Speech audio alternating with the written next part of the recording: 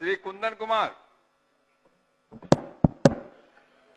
अध्यक्ष महोदय, मैं प्रस्ताव करता हूं, यह सभा राज्य सरकार से अभिस्ताव करती है कि वह बिहार राज्य के प्रथम मुख्यमंत्री बिहार केसरी स्वर्गीय श्री कृष्ण सिंह जी को राष्ट्र निर्माण में अहम योगदान रहा। उनके शासनकाल में बिहार में उद्योग, कृषि, शिक्षा, सिंचाई एवं सामाजिक क्षेत्रों में उल्लेखनीय कार्य हुए हैं। अतः बिहार सरकार स्वर्गीय श्री कृष्ण सिंह जी को भारत रत्न से सम्मानित करने हेतु भारत सरकार से सिफारिश करे। माननीय मंत्री।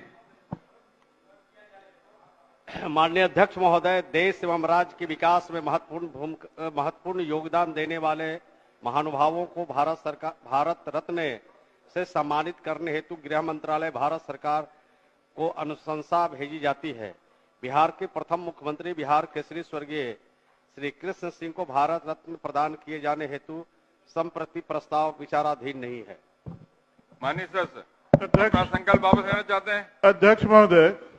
अध्यक्ष महोदय, हम ऐसे व्यक्तित्व के बारे में बात कर रहे हैं जिन्होंने न कि केवल आजादी की लड़ाई में अहम योगदान दिया, बल्कि वो सामाजिक उत्थान के लिए, हम सबको मालूम है कि देवघर का मंदिर जिनको अछूत कहा जाता था उनके लिए बंद कर दिया गया था, उसको खुलवाने का काम श्री बाबू ने किया।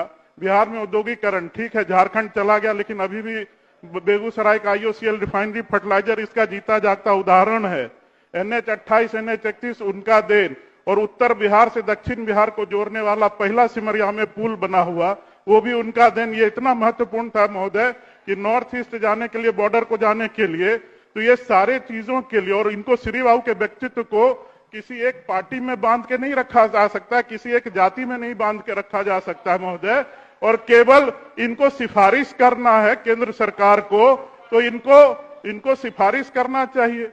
माननीय सर, शकील साहब बैठे बैठे क्या बोल जाते हैं, सब सुनाई पड़ता है मुझे।